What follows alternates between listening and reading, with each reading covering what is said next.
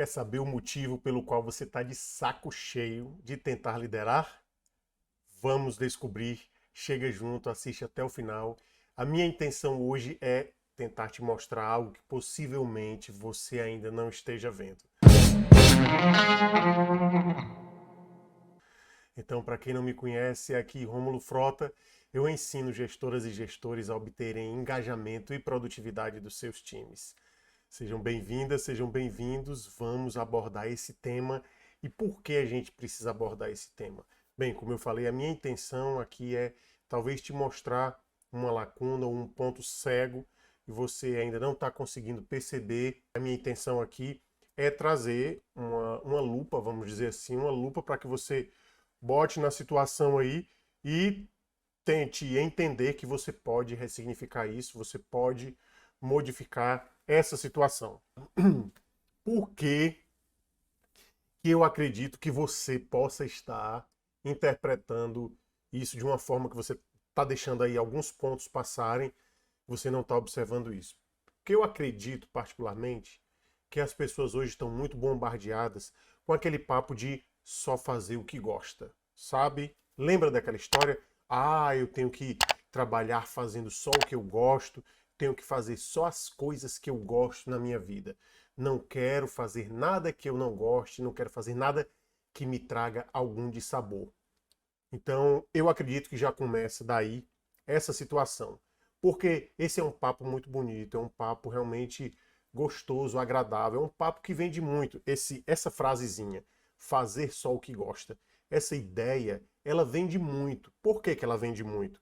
Porque é o que todo mundo gostaria de fazer, naturalmente, fazer só o que gosta. Então, esse papo ele pega muitas pessoas que não têm inteligência emocional, que não têm, vamos dizer, uma maturidade existencial, digamos assim, e vê essa história de você tem que fazer só o que gosta, ou então trabalho. Meu trabalho não é um trabalho que é um lazer, eu não me desgasto de forma alguma. Esse papinho, ele realmente ele vende muito porque as pessoas sonham com isso. As pessoas sonham com isso. E as pessoas que sonham com isso muitas vezes é porque ainda passaram por vários lugares, ainda não encontraram uma identidade no que fazem, e porque se elas tivessem encontrado uma identidade no que fazem, no meu ponto de vista, elas avaliariam que, poxa, tá desgastante, mas tem outros momentos bons porque eu faço o que eu gosto, então tem esses momentos que são desgastantes, mas fazem parte do ofício, mas é o que eu gosto. Aí é um outro papo, aí já é uma outra história. Mas porque isso vende muito, porque isso está em todos os outdoors, vamos dizer assim, e as pessoas estão cada vez mais carentes, mais sem perspectiva, elas acreditam nisso. E principalmente depois da pandemia, em que muitas pessoas, algumas, né, ou uma boa parte, tiveram ali a oportunidade de trabalhar remotamente, já se desconectaram um pouco de algumas pessoas, de alguns ambientes, de algumas situações que eram mais desgastantes ou então que causavam improdutividade, porque a gente sabe que realmente, dependendo do parâmetro, às vezes o trabalho remoto ele é improdutivo porque tem distração e às vezes o trabalho presencial, o trabalho no local de trabalho presencialmente, no escritório, seja onde for, ele também pode ser improdutivo por causa também das distrações, das conversas, por mais salutares que elas sejam, das conversas, do cafezinho, dos papos que acontecem, das pessoas que às vezes vêm conversar. Então, nos dois ambientes tem variáveis de distração e tem gente que produz mais no trabalho presencial e tem gente que produz mais no trabalho remoto. Então, tem esses dois cenários, porque tem muita gente que defende o trabalho remoto ele é muito mais produtivo, as pessoas produzem muito mais no trabalho remoto. Bem, a maioria das pessoas, eu particularmente acredito que a maioria das pessoas sim produz mais no trabalho remoto. Porém, há um grande número de pessoas que não produz mais no trabalho remoto, porque o trabalho remoto ele requer uma certa disciplina realmente. Para as pessoas que conseguem dividir isso, conseguem dividir trabalho com família, com certeza é mais produtivo. Mas tem algumas situações, e muita gente está nessa situação, em que o trabalho remoto ele pode se tornar improdutivo se tiver variáveis ali de distração, filhos às vezes que não conseguem entender que os pais estão em casa e não estão à disposição completamente deles, não entendem que os pais estão em casa trabalhando, por mais que os pais digam isso, eles não entendem, principalmente se forem crianças, né, dependendo da idade, fica cada vez mais difícil. Então, tem essa dificuldade para algumas pessoas. Para as que não têm essa questão das distrações, com certeza o trabalho remoto ele é muito mais produtivo e mais salutar. Mas também, para algumas pessoas, o trabalho remoto não é salutar. Tem gente que realmente psicologicamente e emocionalmente não fica bem. Estou trazendo os dois cenários para a gente entender que são duas modalidades diferentes e nessa modalidade do trabalho remoto também existe essa frasezinha de fazer só o que gosta, porque também é uma frase que vende muito e as pessoas acreditam equivocadamente que trabalhar remotamente é apenas lazer, não tem dificuldade. Não, tem as dificuldades. Todo trabalho, a plataforma de trabalho remoto, ela é uma plataforma como outra, como se fosse a presencial.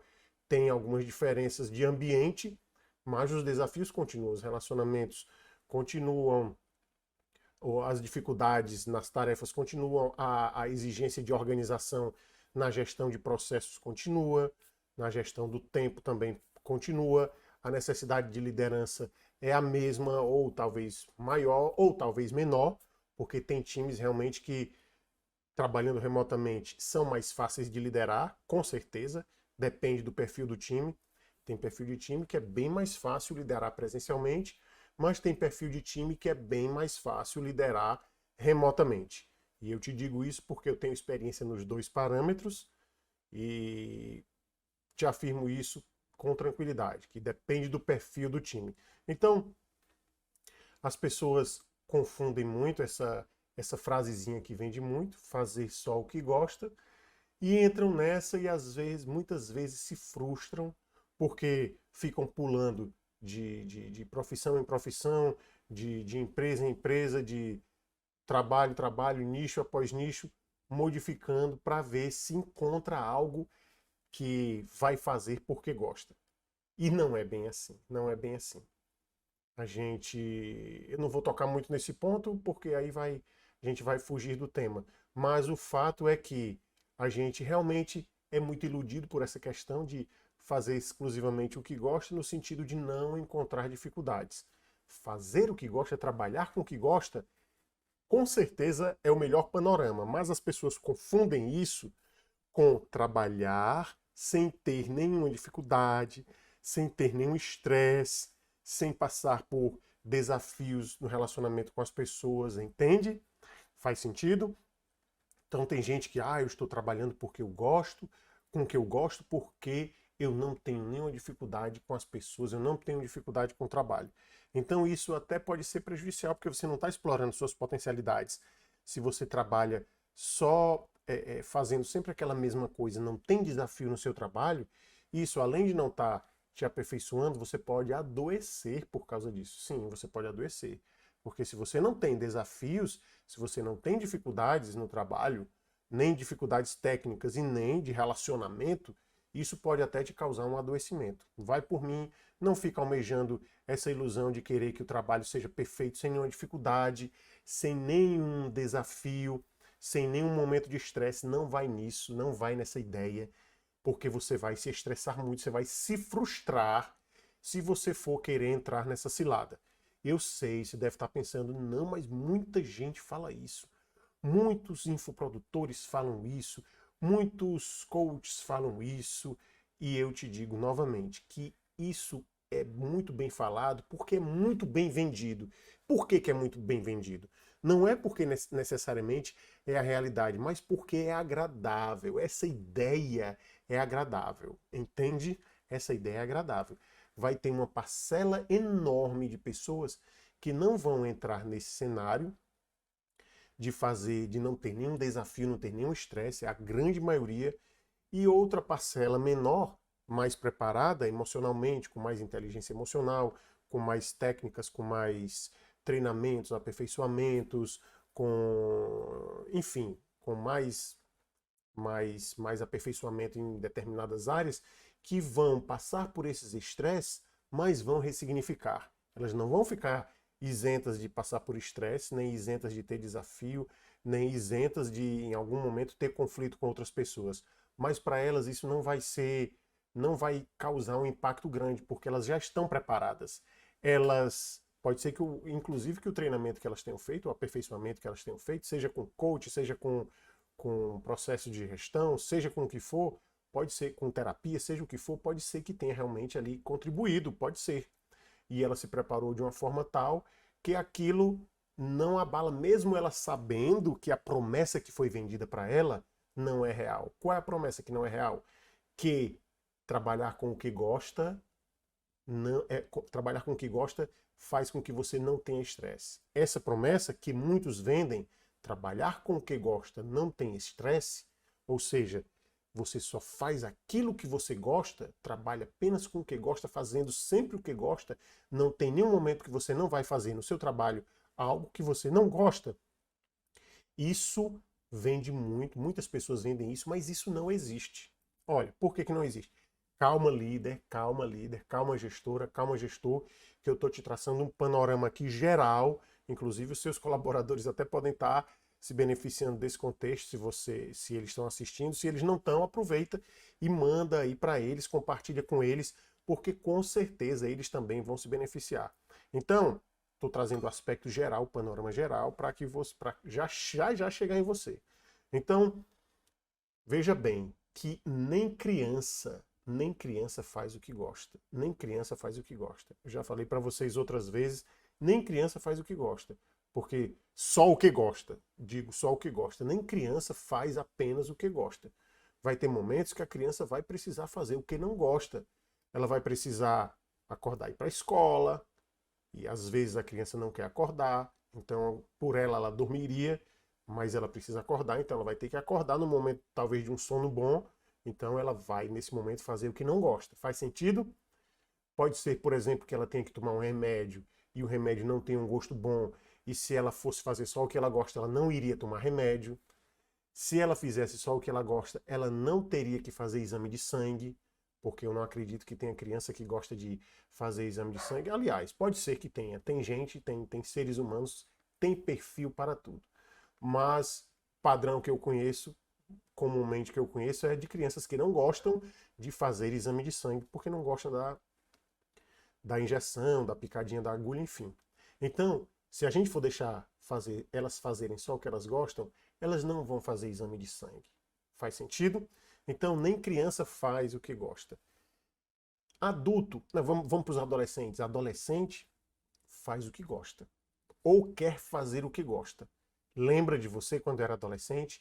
Ou então, se você tem filho adolescente ou filha adolescente, tá vendo aí como é o panorama? Eles querem fazer só o que gostam.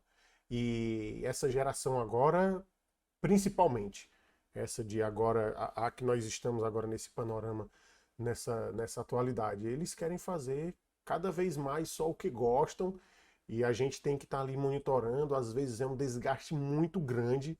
Se você for pai de adolescente ou mãe de adolescente, você sabe muito bem o que eu estou falando. Eles querem fazer só o que gostam. E durante alguns anos eles continuarão assim.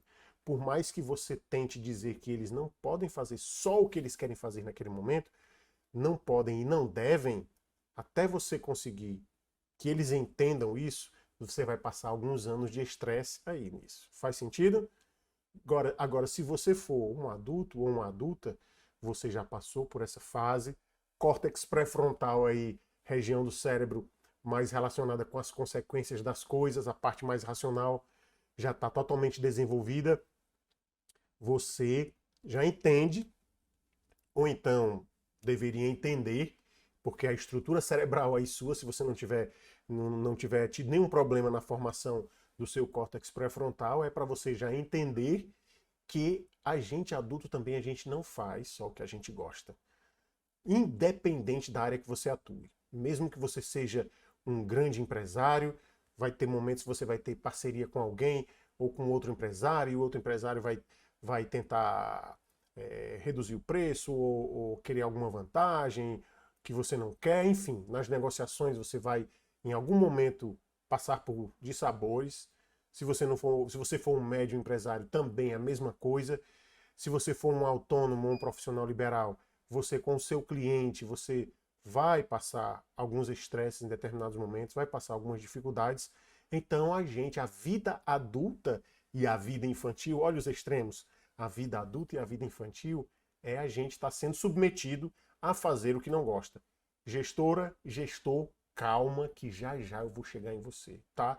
Mas você precisa entender essas reflexões, porque senão quando eu chegar em você apenas com direcionamento focado em você, você vai se perder, você vai achar que aquilo não vai ter um panorama que você já tem uma profundidade naquilo, tá bom? Então eu estou preparando aqui a sua mentalidade, a sua psicologia, o seu entendimento, vamos melhor dizer, para que consiga cair a ficha aí no cenário.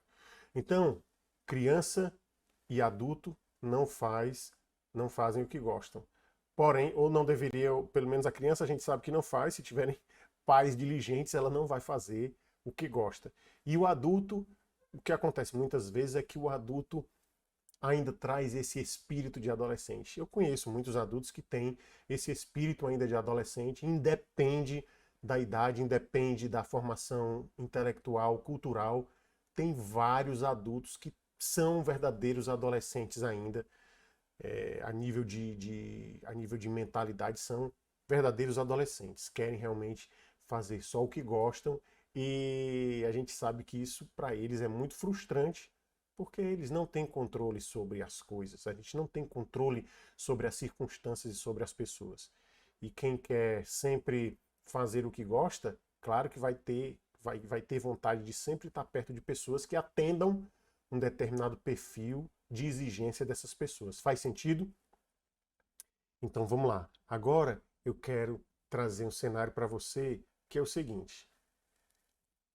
Essas pessoas que precisam se submeter a determinados momentos de fazer coisas que não gostam, e olha, não são coisas absurdas não. Muitas vezes, por exemplo, você precisa sentar e elaborar algum texto mais complexo, e pode ser que naquele momento você não esteja com paciência para fazer aquilo, você esteja de saco cheio naquele momento, e você, poxa vida, eu tenho que fazer isso aqui. Acontece, pode acontecer. Mesmo você gostando da sua profissão, vai ter um momento que você pode estar de saco cheio.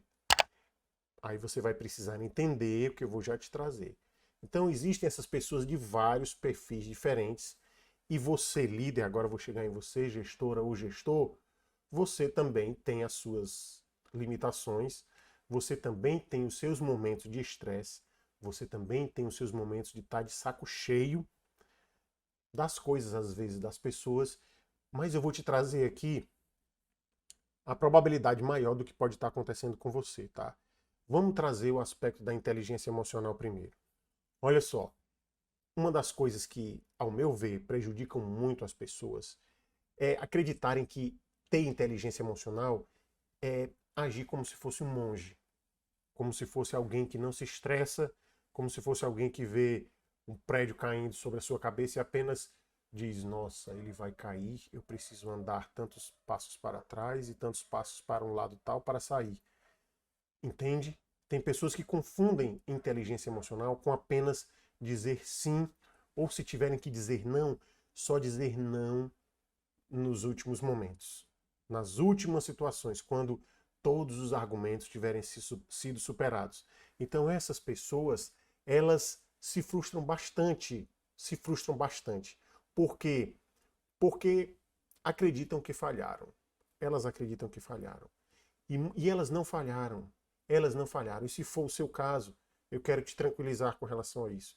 Se você em determinado momento deu um não, ficou com remorso por isso, ficou frustrado, então um momento que você teve que agir com mais assertividade, falou com uma pessoa de uma forma mais assertiva, talvez mais impositiva, você pode ter ficado frustrado, se sentido frustrado ou frustrada, porque possivelmente você confundiu que inteligência emocional é dizer sim para tudo, é estar sempre tranquilo, é estar sempre calmo, é ver o mundo se acabar e você nem correr esperar o mundo se acabar e você está fazendo parte dele. Ah, o mundo está acabando, eu estou aqui, mas eu estou tranquilo porque eu tenho inteligência emocional. Não é assim. Pelo contrário, ter inteligência emocional é também, e no meu entendimento, é principalmente você saber os momentos de dizer não. Você entender que existem pessoas de perfis diferentes que para cada pessoa você vai ter que agir com em um determinado momento de liderança. Lembra que eu falei para vocês dos estilos de liderança? A gente trouxe em uma das lives? Pois é. E a gente falou também, isso baseado na literatura mais eficiente que existe sobre a questão da liderança, porque veja bem o que foi que fizeram. Fizeram um estudos com milhares de líderes no mundo todo, várias organizações diferentes, tanto públicas como privadas, e fizeram ali um apanhado, enquadraram esses tipos de líder, pegaram esses milhares de líderes, fizeram um estudo e classificaram em alguns tipos de liderança, que a gente já falou aqui, o democrático, o coercitivo, o transformador, enfim. Depois a gente pode até revisar isso, a gente já falou em outra live, mas o fato é que, lembra que eu falei que em determinado momento a gente precisa, pode ser que seja necessário a gente utilizar um estilo diferente, a gente pode ter um predominante, mas em determinada situação pode ser que aquele estilo predominante da gente, de liderança, mesmo que até determinado momento ele tenha funcionado muito bem, pode ter uma determinada circunstância em que aquele perfil que funcionava bem nas outras circunstâncias, no padrão cotidiano, naquele momento ele não vai funcionar. E se liga nisso, pode ser que esse perfil que funcionava bem até um determinado momento, durante as circunstâncias mais tradicionais, em uma determinada circunstância, se você continuar com ele, vai ser prejudicial para o seu time, vai ser prejudicial para você, para as pessoas ao seu entorno também, inclusive às vezes até para outros setores da empresa. Então, olha a importância de você realmente ter noção, ter instrução, ter aperfeiçoamento com relação à liderança, porque essa questão dos estilos de liderança, ela é muito fácil de entender, então vamos dizer assim que é uma coisa muito simples de você aprender, mas é um simples que é de extrema importância, porque se você não fizer isso, se você não souber que tem essas características e que você precisa, em determinados momentos, mudar do perfil de ir de uma característica de liderança para outra, se você não entender isso, não souber isso e não aplicar isso, vai chegar um momento em que você vai estar colocando a produtividade do seu time, vai estar colocando a sua liderança em xeque e o prejuízo, dependendo do grau de liderança, da hierarquia do seu cargo de gestão, pode ser que esse prejuízo ele se estenda para vários outros setores, departamentos. Faz sentido? Porque uma coisa é você ser gestor de um departamento em que não tem outros departamentos dependendo dele, mas se você for gestor de um departamento, uma diretoria que tenha várias subdiretorias conectadas a ela, pode ser que você não mudar do perfil tal que você utilizava para um outro perfil que naquele momento se exige que seja necessário você utilizar, pode ser que você não fizer isso, você vai causar um prejuízo não só para a sua diretoria, mas para as outras que estão subordinadas a ela. Percebeu como é importante essa questão de você saber essas diferenças? Então, vamos lá. O que é que acontece? Muitas gestoras e gestores temem demais passar uma imagem de que foram muito autoritários em determinado momento, ou que disseram um não quando queriam sempre dar sim, porque acreditaram que ter inteligência emocional é sempre dar sim. E algumas pessoas elas vão dormir com remorso de ter dado não. Parece incrível para algumas pessoas isso, mas não é algo difícil de acontecer. Tem muita gente que vai dormir com remorso porque falou mais assertivo com alguém ou deu um não a alguém quando era necessário. Então você precisa entender que com base nas situações e nos perfis que você precisa atingir, precisa utilizar, precisa encarar ali, mudar o personagem, vamos dizer assim, você precisa entender que determinadas pessoas e determinadas circunstâncias, requerem, em determinado momento, um tipo de liderança. Olha, tem gente que é super ansioso, tem gente que tem um medo enorme de falhar, tem gente que tem compulsão por compra. Aí você pode até estar perguntando, mas o que é que isso tem a ver?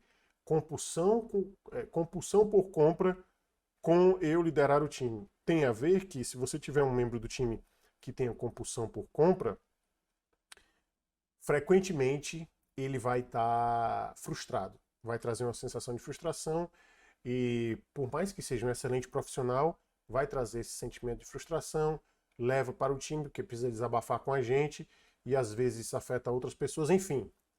É um cenário que realmente não deve ser desconsiderado como um perfil de pessoas que você tem que estar ali conversando, convivendo ou monitorando. Então, o que é que às vezes isso causa um estresse danado? Porque o gestor, a gestora, às vezes fica impaciente porque são perfis tão, às vezes, tão excêntricos, tão exóticos. Eu sei disso não só na teoria, eu sei disso na prática. Eu já tive colaboradores com perfis bem exóticos e foram vários. Eu já tive vários. Eu tive essa grande oportunidade na época poderia até eu achar que isso era muito desgastante, mas hoje o benefício disso é que eu trago para vocês teoria aliada à prática e eu agradeço muito a esses colaboradores hoje por terem passado por mim, por terem me feito estudar para conseguir desenvolver técnicas de liderança, pela oportunidade que eu tive de estudar para entender o perfil deles, pela oportunidade que eu tive de ter esse conhecimento para transmitir para outros gestores, para outras gestoras, a oportunidade de, nesse momento, estar desenvolvendo outros gestores e outras gestoras, para que, utilizando isso, utilizando essa experiência, eles entendam que eles são pessoas, os gestores e as gestoras, são pessoas e têm suas limitações, mas dá para a gente, mesmo com as nossas limitações, a gente utilizando técnica, a gente conviver bem, fazer o time engajar bem e produzir bem. Olha só, nesses dias, inclusive, eu até conversei com alguém que eu disse, olha, eu preciso que você confie no time, preciso que você confie no seu time, é importante você confiar no seu time. E eu estou dizendo isso não como uma pessoa boa, porque eu confio no meu time não é porque eu sou uma pessoa boa. Isso eu disse para algumas pessoas e eu estou dizendo para você agora. Eu confio no meu time não é porque eu sou uma pessoa boa. Eu confio no meu time porque eu implemento as técnicas que a ciência me traz, que a ciência me disponibiliza como recurso. E um dos recursos que a ciência me disponibiliza é confiar no time. Outro momento eu trago uma live sobre confiança de uma forma mais abrangente, não vamos entrar nisso hoje. Mas o que eu quero que você saiba é que eu digo isso porque muitos gestores acreditam que, poxa vida, eu vou ter que ser um bonzinho agora, eu vou ter que me transformar numa pessoa paciente, porque algumas técnicas que a gente precisa utilizar, algumas pessoas têm resistência porque acreditam que se implementarem aquela técnica, elas vão ser uma outra pessoa. E aí eu esclareço, você não vai ser uma outra pessoa. Você vai ser a mesma pessoa que estará implementando uma técnica para atingir um resultado. E uma técnica de forma íntegra, porque você não vai estar manipulando as pessoas. Você não vai estar manipulando ninguém, você vai estar persuadindo. É muito diferente. Vai ter ganhos para todo mundo com isso. Você não vai estar mentindo, você não vai estar manipulando, você vai utilizar técnicas que vão gerar engajamento, produtividade, convivência. Por exemplo, olha uma técnica que a gente utiliza desde criança, dependendo dos pais que você possa ter tido. Se o educaram bem ou a educaram bem, eles te ensinaram a dar boa tarde, bom dia, boa noite, não é?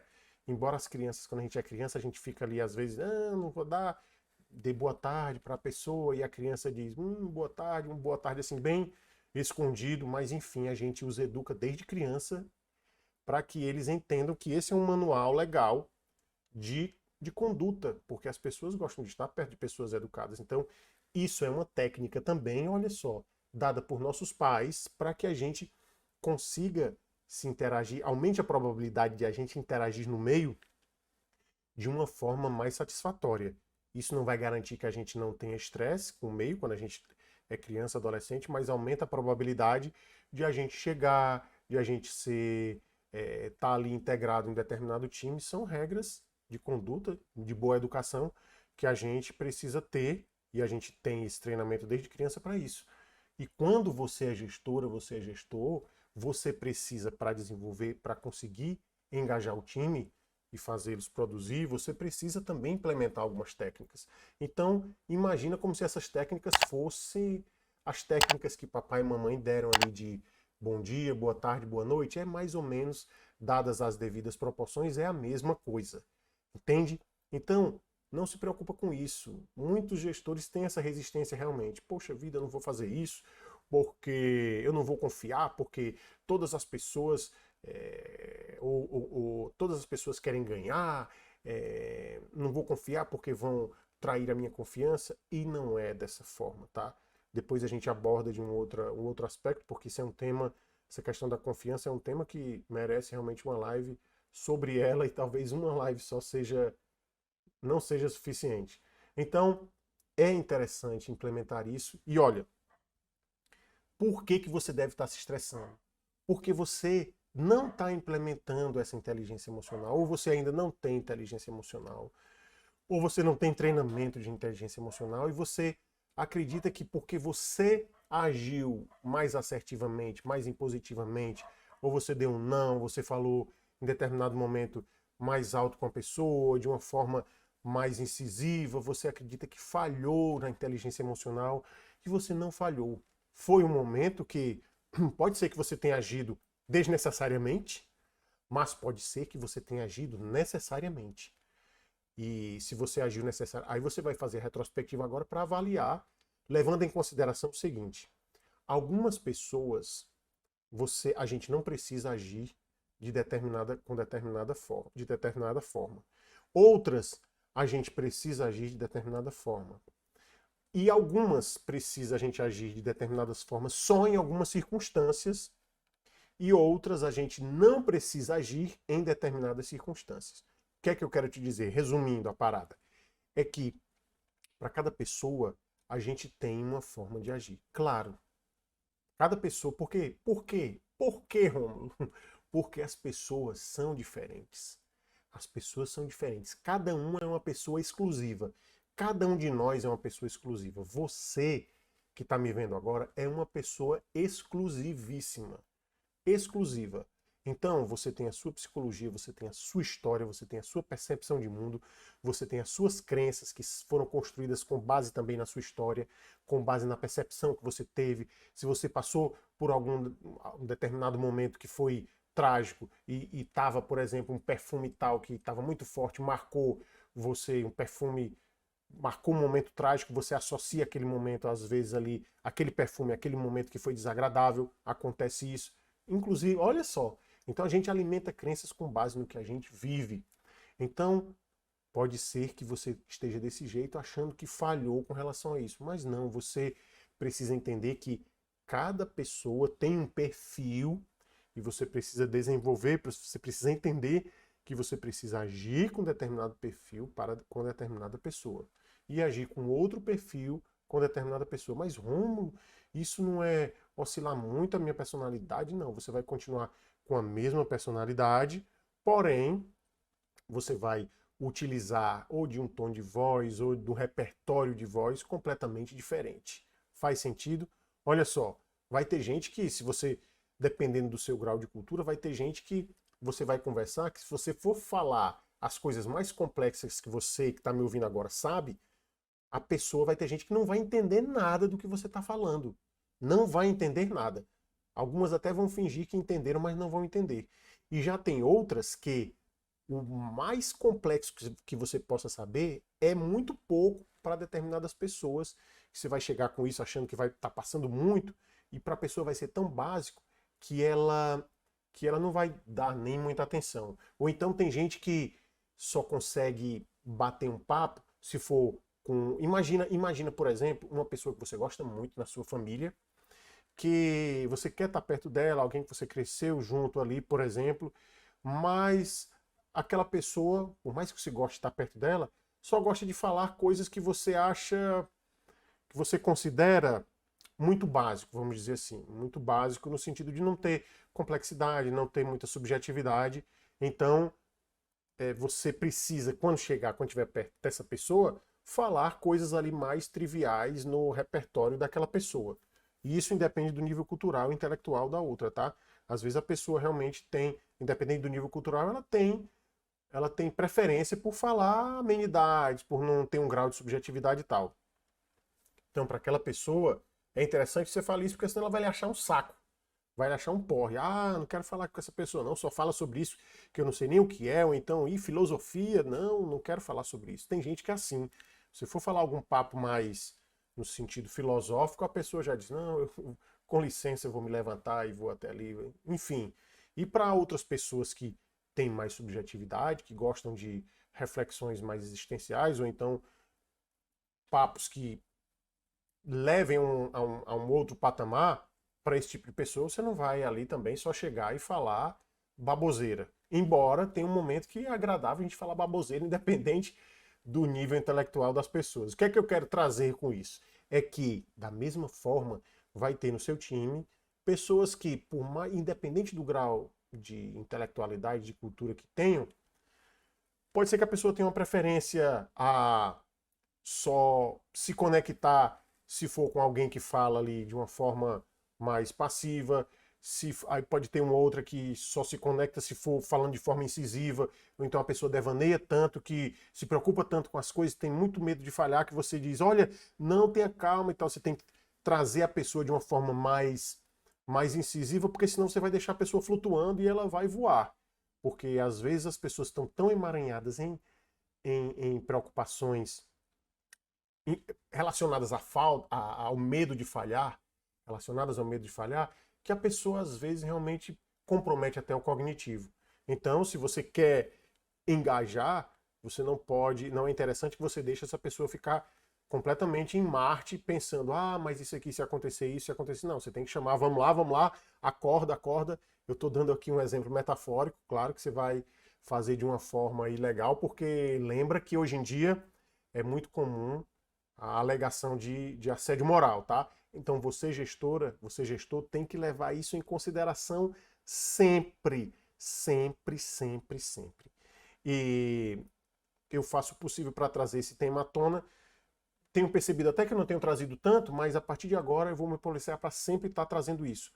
A alegação de dano moral está sendo muito comum e óbvio, é muito óbvio, não precisa de muita inteligência para saber que uma boa parcela dessas alegações de dano moral são, são exageros, é porque precisou de um momento em que o líder agisse de uma forma, conectasse de uma forma mais assertiva, e no momento até a pessoa ali respondeu bem, mas por algum outro motivo, ou isso somado a outras coisas, amplia-se de tal forma. Então, fica ligado que às vezes saiba dessa realidade, de que assédio moral muitas vezes acontece, isso não precisa de muita inteligência para saber que em muitos casos a alegação de dano moral ela não corresponde à realidade. O fato que houve não foi um fato realmente que foi um fato assediador.